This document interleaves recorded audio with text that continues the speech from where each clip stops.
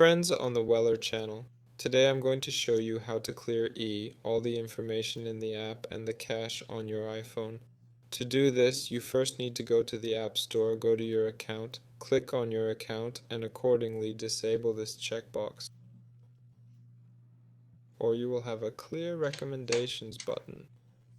Next, go to Settings, go to General, Storage of the iPhone, and go through each application. Yes, that is, here we click Show All, select the application we need. Yes. Let's say, let's say, that's it. Click Offload App and click Reinstall App.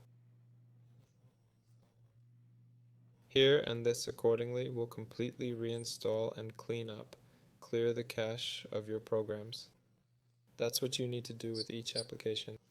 That's all. Weller was with you. Goodbye, everyone.